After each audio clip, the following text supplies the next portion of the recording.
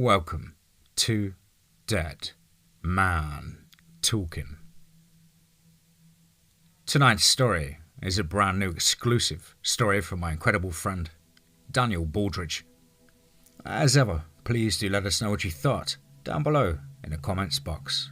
Please do like and share. It really does help build the channel and our community further. And why not hashtag TeamFEAR and DMT's Cryptid crew. And so, with that aside, let's get into tonight's story, entitled The Battle in the North. Let's get straight into that. It's been 9 moons since I was banished from my lord's land for a crime I did not commit. I was framed for the murder of the lord's most valuable slave. No matter how hard I tried to plead my case to the council, they all agreed to sentence me to be outlawed. That meant I could never return, and I was fair game to enemies, the wilderness, and even to the very people from the land I used to call home. After the ruling was final, I had to leave immediately or suffer getting attacked by the people, or worse, killed. In the heat of my escape, I managed to grab my axe and shield, only to have the skin on my back and my boots on my feet. Not enough if I was going to have to survive in a new, hopefully well-promising land.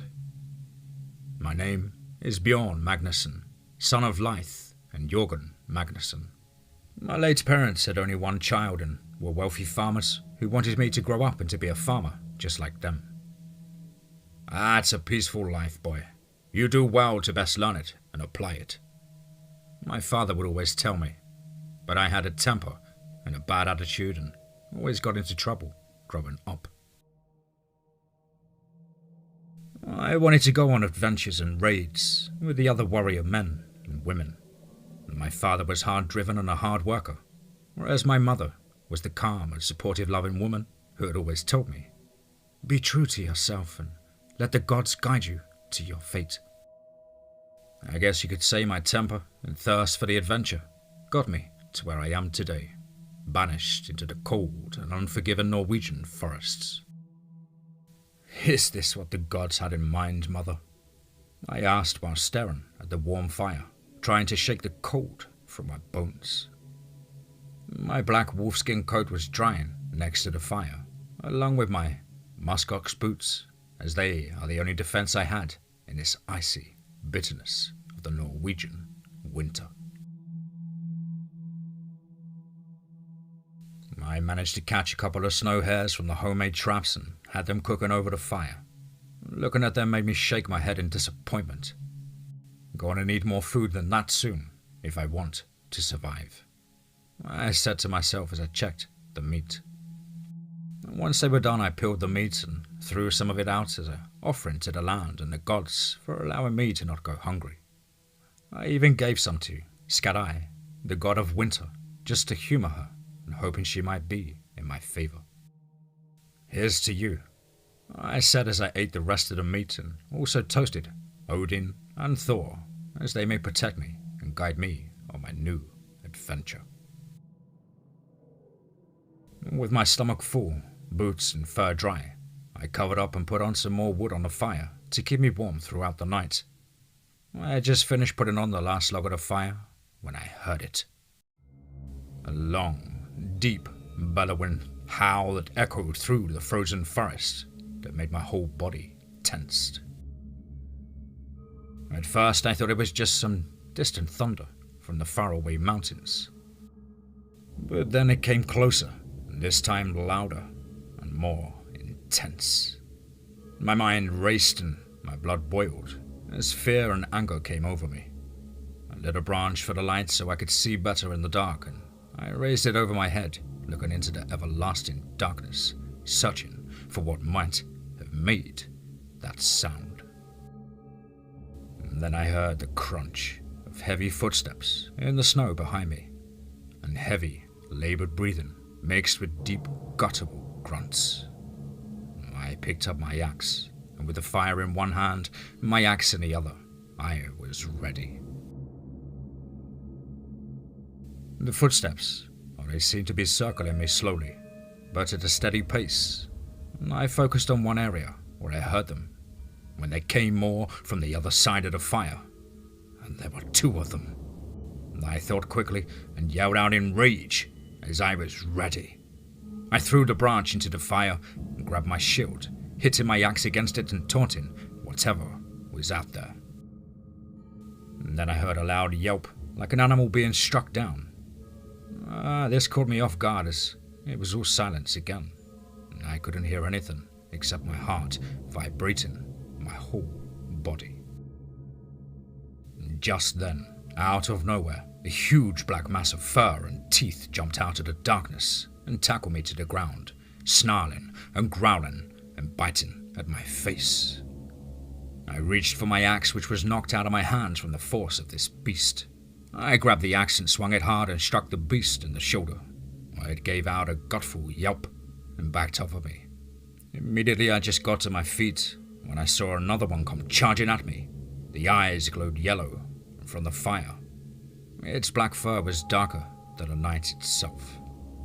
And as it charged, I braced my shield and threw all of my weight into the blow against the beast's face.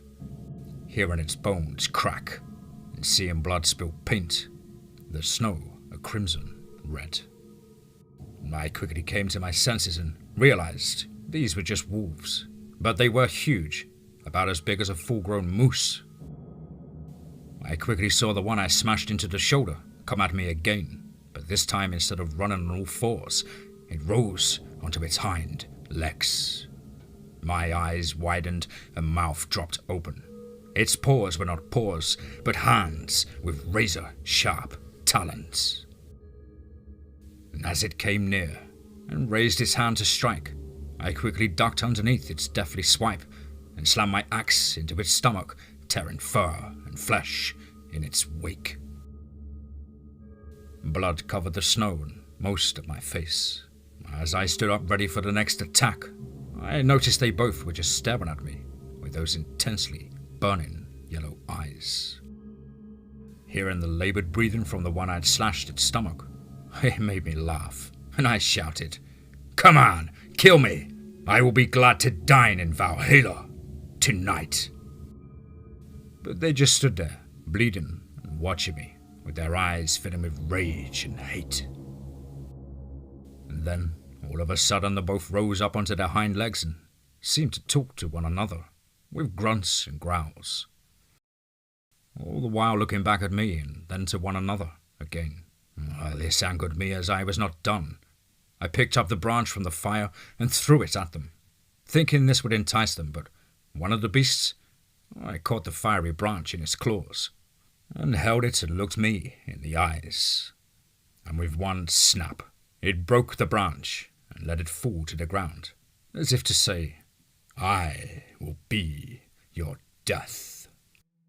After what seemed to be an eternity, the beasts went back down to all fours and ran off into the night without making a single sound. I stood there, stained with blood and sweat dripping off of me. I felt the burning sensation from the slashes on my face and a deep gash to my left ear. I walked back to my fire and placed the blade of my axe into the fire to get it red hot to seal my wounds, as they were very deep.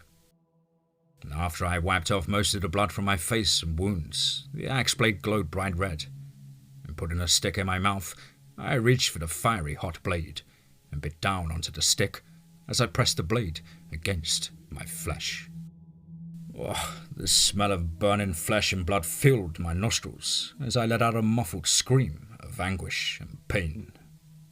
I spat out the stick into the fire and laid on my back to let the pain drain from my body, still contemplating on what had just happened. I just closed my eyes when I heard a low whimper coming from ahead of me in the forest. I shot up, my face cringing in pain from my freshly sealed wounds. "Oh, so you've come back to finish me, eh?" I yelled, getting to my feet, and I grabbed my axe again with my shield, my axe still hot from the fire, thinking it would be of good use to bring my hot steel blade to its flesh. I yelled, getting to my feet. I grabbed my axe and shield, and with my axe still hot from the fire, thinking it would be of good use to bring my hot steel blade to its flesh. I started walking carefully towards the sound and heard it again. I was very close, and I readied myself and charged into the dark, swinging my axe blindly. And then all of a sudden, my feet hit something, sending me falling face first into the frozen ground. I quickly stood up, licking the blood from my busted nose, and looked down at what I tripped over, and it was one of them. I rose my axe to strike, and that's when the beast looked up at me, and I froze mid-strike. That's when I looked it over and realized it was much smaller than the other two, and its eyes were black, not yellow.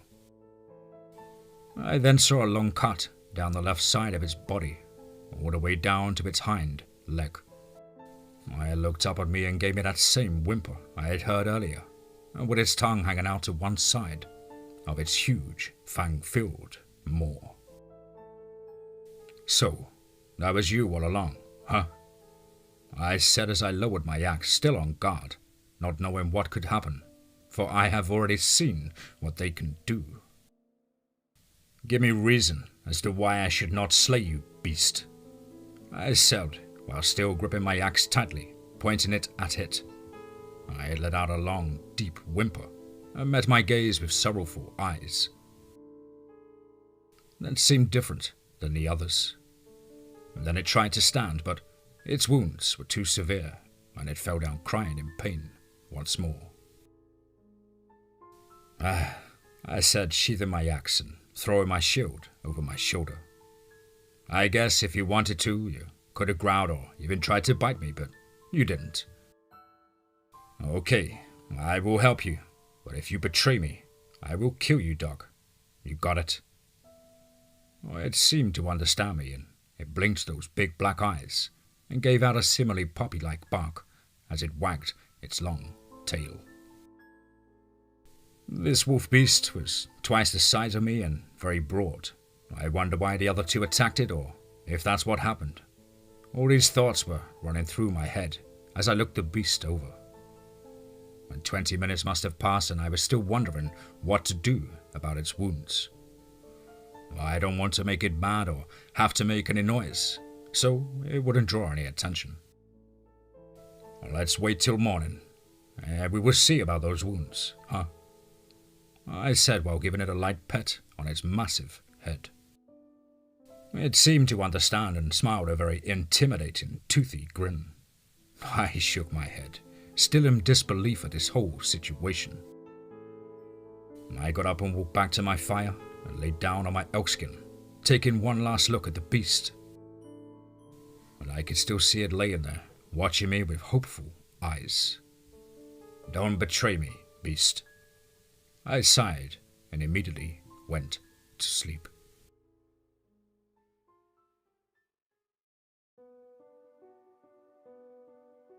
I awoke feeling the warm morning sun on my face, and my body ached and was stiff from the wounds and the battle from the night before. I looked at the fire as it was just embers now, but then I saw the beast lying next to it, not even 5 feet from me. I jumped up, shocked to see it so close. "What are you doing, beast?" I yelled. "Sneaking up on me like that?" It raised its head and opened its wide mouth and yawned. It made it sound like when wolves yawn, kind of a...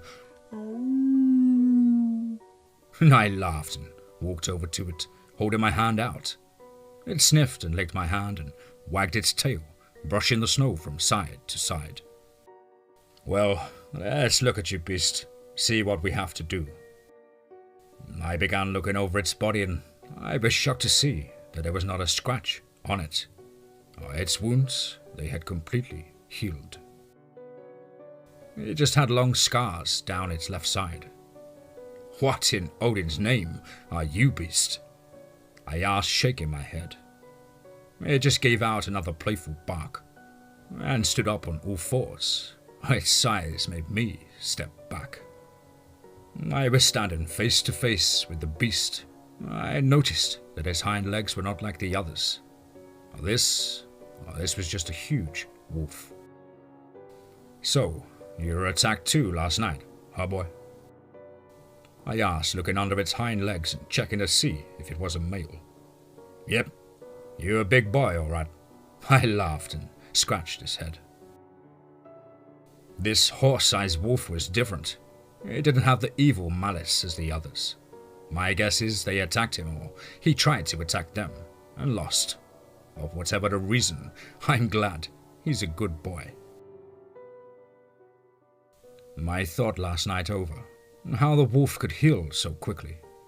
Normal wolves are not this big, nor do they heal so fast. I decided I'll try to make a friend, since it looks like we both are outcasts. Maybe it is fate that we met, beast, huh? What do you think? I asked it, and it gave an affirmative bark, which was deep and loud. If the gods will it, then I shall call you Bayon. He seemed to like his name and jumped up and down, making the ground shake beneath my feet. Okay, boy, settle down. We got to get some food first, before anything. And with a feeling of newfound confidence, I went to pack up my camp, and that's when the howling started again. Bayon's ears perked up and he growled, eyes looking into the forest.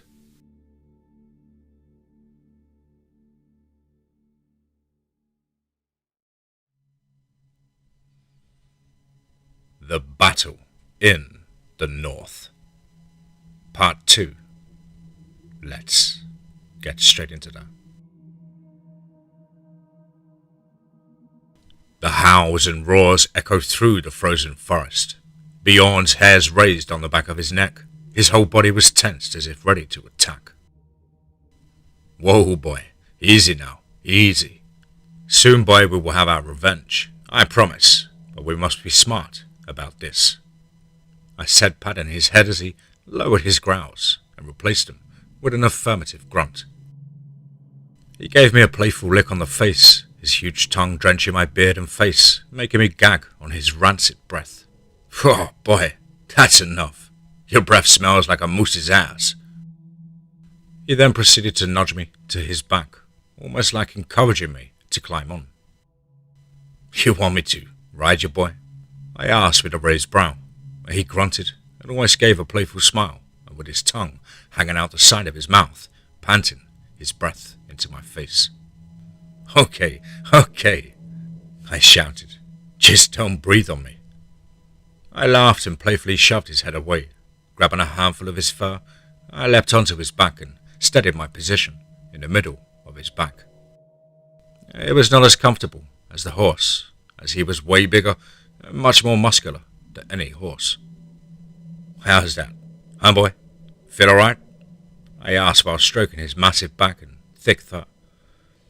He gave another one of his affirmative grunts while he looked back at me with those big black eyes. Alright, boy, let's go get some food, I shouted as I gave a light tug on his fur, signaling him to go.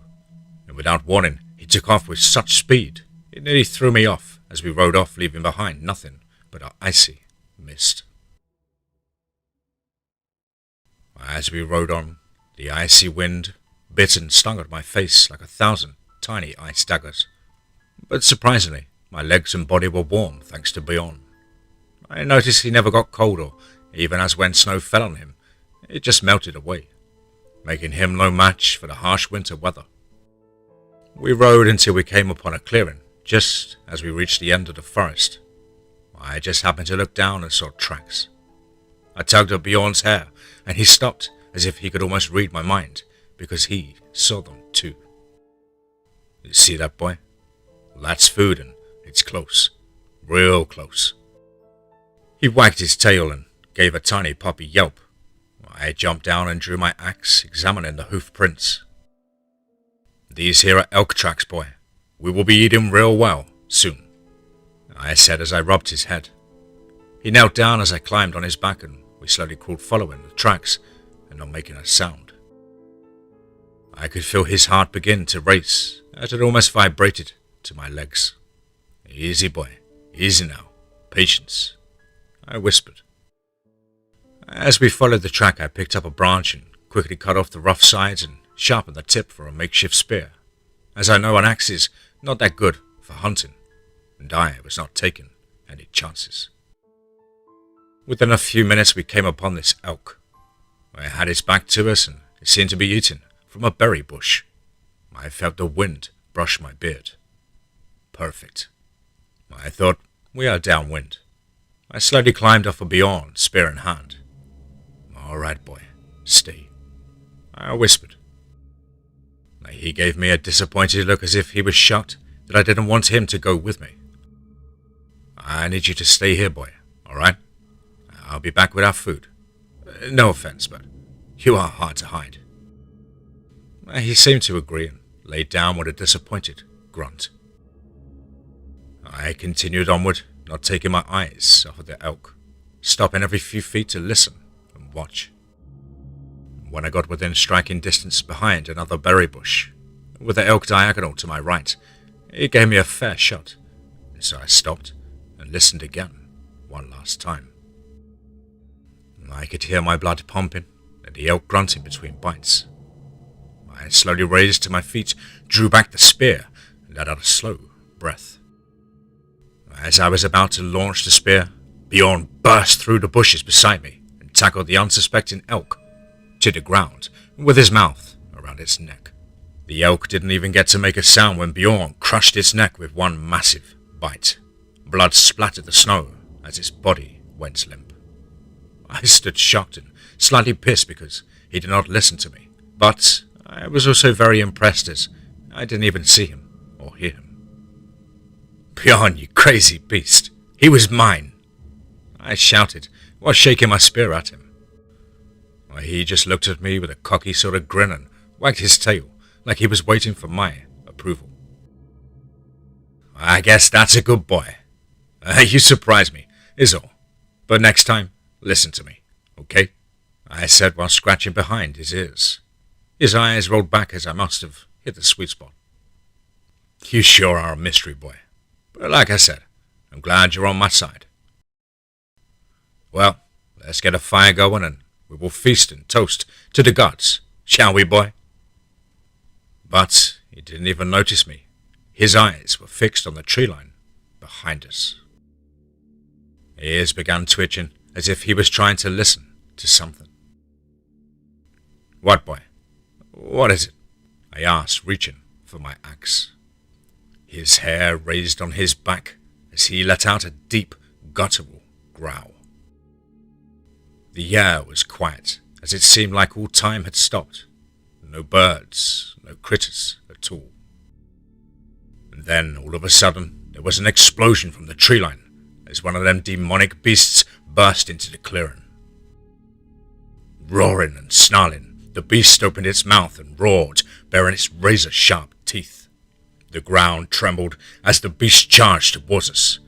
In a flash, Bjorn jumped past me to meet the beast head-on, and I screamed for him to stop, fearing for his life, as I'd seen what they did to him before. "Bjorn!" I shouted, grabbing the spear and running after him, trying my best to catch up to him, but the snow was up to my knees. They both locked eyes, closing in on each other. Bjorn let out a fierce bark and jumped into the air to tackle the beast. But just as he did so did the beast. They collided mid-air, and with the beast landing on top of Bjorn, the beast was twice his size and a lot stronger. And seeing Bjorn go down made me instantly go berserk. I felt a sudden rage and no fear at all. The beast bit down onto Bjorn's face and neck, twisting and pulling at his flesh, as Bjorn let out a painful yelp. Bjorn managed to bite into the beast's shoulder and ripped a piece of flesh from its shoulder. The beast howled in pain. It raised its right hand, and those razor-sharp talons gleaming against the sun, and with one deathly swipe, brought it down onto Bjorn's face and ripped out his left eye. Bjorn howled with pain again as the beast bit down on the back of his neck once more, Knowing he might not have much longer, as I was just upon him, I jumped with all of my strength and speed and tackled the beast, sending him flying off of my friend. We went tumbling over one another until I was on top of the beast. I quickly looked down at the beast and saw a scar on its stomach. You remember me, beast? Ah! I screamed into the beast's face, spitting into its eyes. I punched the beast's face repeatedly as he tried to bite and claw at me, but I was too quick, and it couldn't reach me with its long arms as I swiftly moved away from its swipes. I took out my axe and brought it down as hard as I could, chopping off its right arm, and blood spattered everywhere. I screamed again at the beast, but I was caught off guard as its left arm sent me flying off of it with one powerful punch. I was sent sprawling and landed next to Bjorn as he was trying to stand up. Stay, boy. Good boy. Stay, I whispered. I had just got to my feet as the beast was already upon me again and swiped at me, slashing my chest and stomach and knocking the air out of me as well. The blows sent me flying again and I landed hard against a tree. I quickly came to and I saw the beast was now standing above Bjorn. Odin! Odin! Odin! I screamed, setting my lungs on fire. The beast looked over at me and growled as if disappointed that I was still standing. As the beast was distracted by me, Bjorn quickly bit down onto the beast's leg, tripping him. I quickly looked around and found the spear once more. I picked it up and ran over to the beast just as it was trying to get up. I kicked it in the face, breaking some of its teeth and sending blood and teeth flying out of the beast's mouth. Then, using all of the strength I had left, I jumped and slammed the spear into the beast's chest. And with a sickening crunch, I felt the spear pierce the beast and into the frozen ground below. It looked up at me, taking a raspy deep breath, and it roared. But I was cut short as Bjorn bit down on the beast's head and ripped it off in one flesh-tearing snap. And so, with one deep sigh, I fell beside the beast. Bjorn came over to me and started licking my face. You are one crazy mutt. You know that, boy? He whined and nudged me to get up, and steam rose from my blood that had soaked the snow all around us. I went over and picked up the beast's head and looked at it in the eyes and said, No, I will be your death. And Bjorn howled in triumph. The gods were with us today, boy. We must honor them good tonight. I went over to him and looked him over. Blood stained his face from losing his eye. A couple of deep cuts, but overall, he was okay. Them wounds will heal, boy, but I'm afraid you'll have to do without your left eye. I told him while we both touched heads. It didn't seem to bother him, but it did me. He gave me a reassuring nudge and licked my face again. Thank you, my brother. Thank you, I told him. He wagged his tail in response. There's more of them, boy. We are not out of the woods just yet. I have a feeling this is a pack, and the ones that attacked us are just scouts. But don't worry, we'll fight them to the end. Odin is always watching, and he favors the bravest of warriors. So, do not fear death. Embrace it, for Valhalla awaits us, boy. I said to him, patting his head once more. Now, let us feast and toast the gods. That night we skinned and ate the elk, gave offerings to the gods, and had very full bellies. I made a new elkskin coat, fixed my boots with more elk hide, and Bjorn got plenty of bones to chew. And for a little camp decor, I slammed the spear into the ground and mounted the dead beast's head upon the spear, making it look back at the forest from which it came. We have to be on guard from now on, boy. Soon the Alpha will notice one of his scouts is missing, and they will be hunting us. But they will have it all wrong, boy. It will be us hunting them.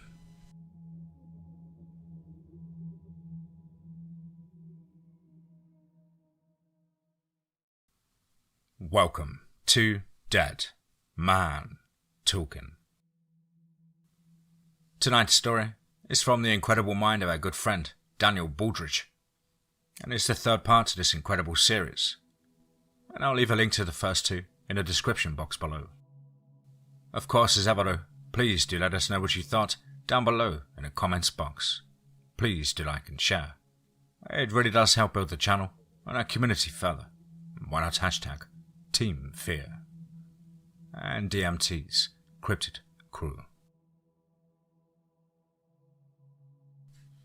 The battle in the north.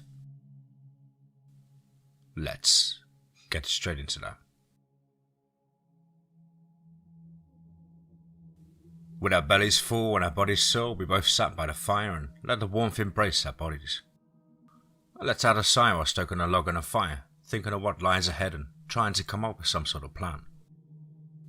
Beyond, not missing a beat, nudged me and licked my face as if saying, "It will be okay." I laughed and rubbed his head. "I know, boy, I know. Just worried is all. We took down a few, but we have yet to meet the Alpha," I said while scratching his ear. "And nothing gets past you, boy, huh?" And he let out a soft whimper. What was troubling me was not knowing the enemy's number. Or they could be 10, 100, or thousands. That is what worries me. The greatest advantage in battle is knowing your enemy. Going into battle blindsided is not what I want to do. There is only 2 of us, and we can handle 1 or 2 maybe, at once, but not more than that. I needed to come up with a plan and a strategy if we were going to defeat these beasts once and for all. If we could just find their lair and see what they were really up to and what we were really up against, that could be a great advantage. But how? How could we be sneaky enough to get close enough to those creatures? My mind was racing with all of these thoughts and plans when I looked over at Bjorn, and he was fast asleep next to the fire. He looked so peaceful and comfortable. For you, my brother, I would fight our enemies in the Midgard alone. I sat by the fire a bit longer and decided we would follow the tracks of the last one, and we would see where that would bring us. It was the only way that made sense to me. With that, I lay down and drifted off into a deep, peaceful sleep. I dreamed of an enormous alpha wolf with massive teeth and claws, tearing me apart and throwing my body around like a chew toy. I felt the pain of his teeth biting and ripping my flesh, and his claws slashing at my body, tearing it to ribbons. I kept trying to move, but I felt frozen, stiff, unable to move or defend myself. And just when I thought it was over for me, as I was nearing death, a swarm of them beasts came charging over the mountain. There were thousands of them. I saw them and immediately felt defeated, hopeless, and weak. And then I saw the alpha wolf walk over, stood over me, and opened his massive mouth and engulfed my face with his jaws. I jolted up, clutching my axe and screaming and swinging my axe. With sweat pouring off of me, I looked around and saw Bjorn just staring at me and tilting his head the way they do when they are confused. And so, realizing it was a dream, I laughed and shrugged it off, but it never really left my mind. How about some food, boy? I said while holding up some dried elk meat.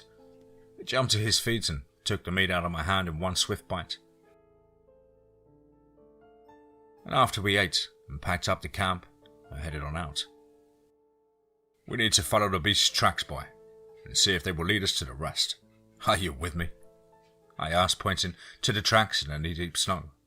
Bjorn took one look down at them, and then up at me. He grunted as if he agreed while wagging his tail. All right then. May the gods be with us, I shouted, and then we were off. And we followed the tracks through streams and hills, and found some scat and piss along the way as well. This is one big fella, wasn't it, boy? I asked while replaying the dream in my head, thinking of what the alpha looked like. Well, if the scouts were this big, then the Alpha must be twice the size. I was too busy thinking that I forgot to look ahead of me, and I suddenly slipped off the edge of the trail and went tumbling off down the side of a cliff. I just happened to grab a small root to catch myself with, as snow and rocks were falling into the river down below. "Bjorn!" I shouted as the root was giving way. Bjorn rushed to the edge, barking and growling. "Help me, boy!"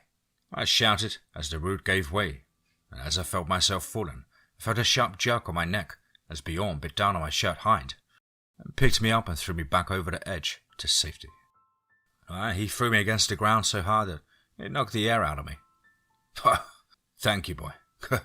Good boy," I said between breaths. He looked down at me almost like a disappointment. "Okay, I'm sorry. I'll be more careful next time. Okay?" He just grunted and licked me. "Right then, let's get on with it." We followed the tracks again till it began to get dark. We made camp under an overhang by the river. We ate some more elk meat and toasted and gave to the gods for being with us today. "I have a feeling we are getting close, boy. I can feel it in my bones," I said while finishing my elk meat. Bjorn finished his as well and gave out a long grunt as he stretched his body to get ready to sleep. And I stayed up again, remembering the dream. I have nothing to worry about. The gods are with us and I have one strong loyal brother that I can count on, I thought to myself. We don't know what fear is. We are warriors, warriors of Odin, I said again, trying to convince myself. And with that, I went to sleep more at ease. I went into a dreamless sleep.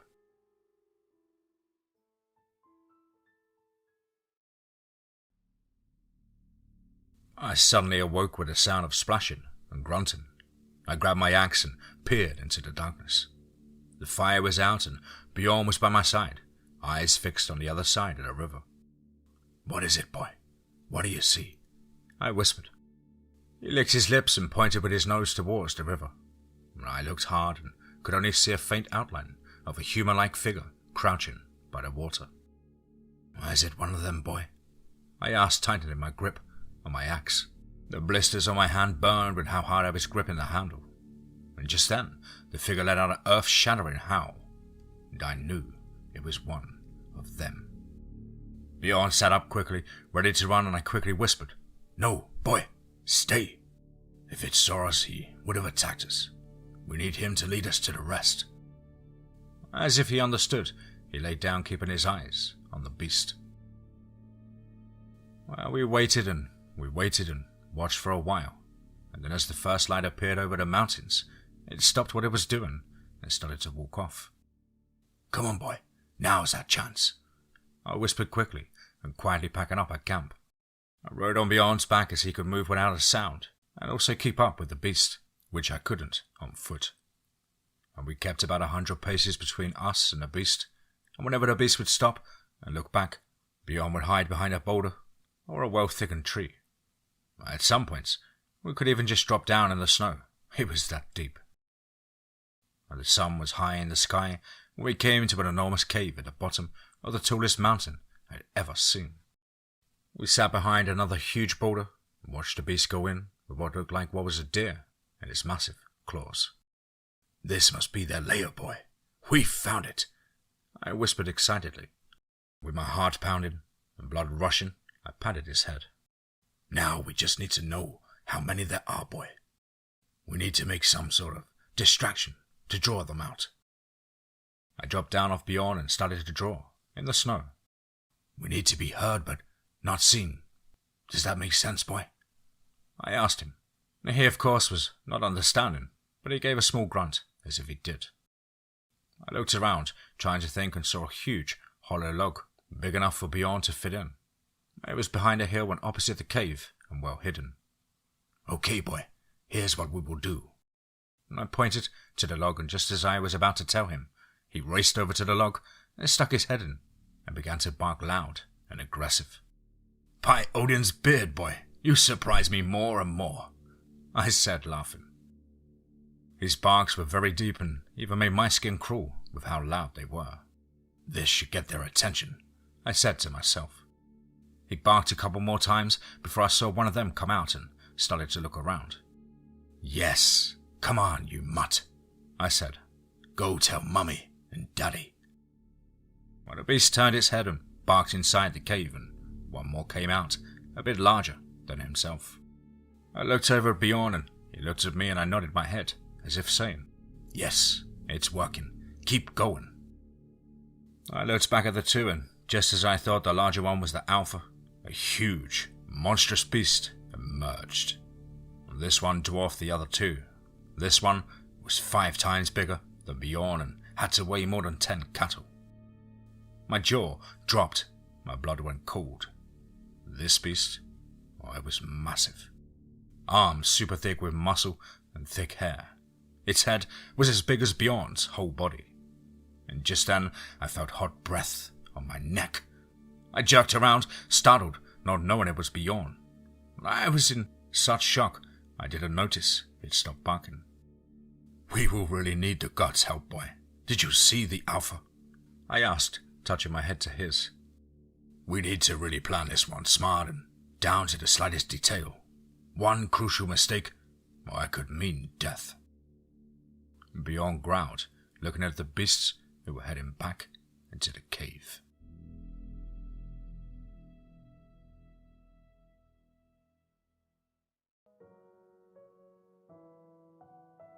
Wow.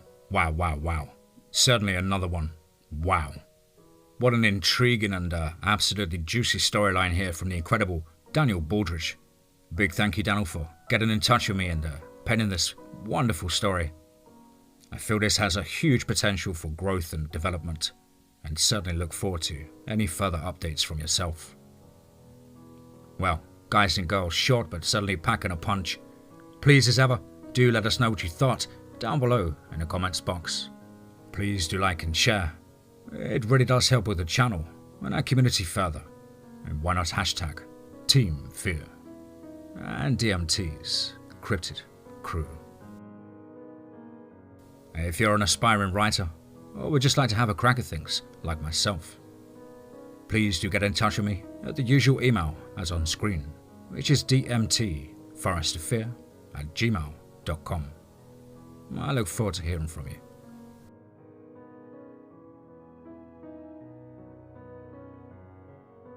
Slowly getting back into the swing of things, guys and girls. Thank you all so much for your kind messages and patience.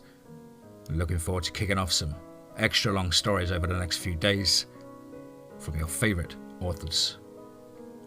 As ever, I hope you're all well and happy, keeping fit and focused during these testing times. But above all, remember guys, be safe, not sorry.